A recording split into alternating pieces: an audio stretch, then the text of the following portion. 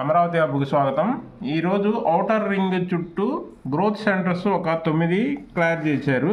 ఆ 9 వివరాలు చెప్తాను నేను. ఆ 9 ఎక్కడెక్కడ ఉంటాయి. గ్రోత్ సెంటర్ అంటే ఏంటంటే ఔటర్ రింగ్కి 1/2 కిలోమీటర్ అటు 1/2 కిలోమీటర్ లెవెల్ ఈ రెండు వైపులా, లోపల వైపు బయట వైపు రెండు వైపులా డెవలప్మెంట్ కోసం ఈ గ్రోత్ సెంటర్ని అరేంజ్ చేశారు.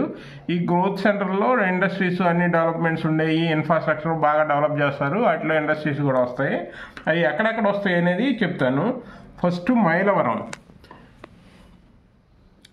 ఇదండి మైలవరంలో ఒక గ్రోత్ సెంటర్ ఇచ్చారు, ఇది ఒకటి. నెక్స్ట్ వచ్చేసి ఆగిరిపల్లి. ఇది ఆగిరిపల్లి. ఈ ఆగిరిపల్లిలో కూడా ఉంది గ్రోత్ సెంటరు.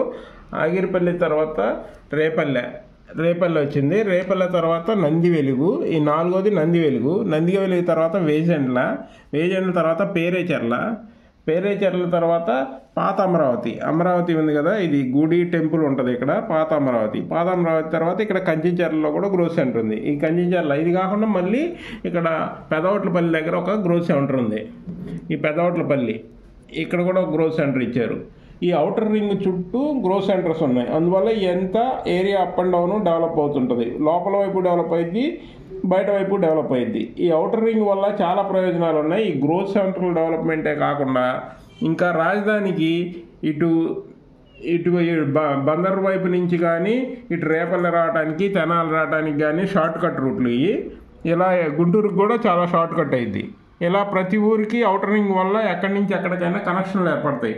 ఈ మొత్తం 12 నేషనల్ హైవేస్ ఏం, స్టేట్ హైవేస్ ఏం 12 చోట్ల ఈ కనెక్షన్స్ ఉన్నాయి.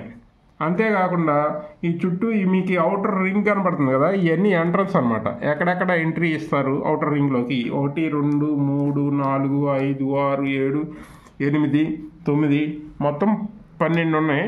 12 ఎంట్రన్స్ ఉంటాయి అన్నమాట.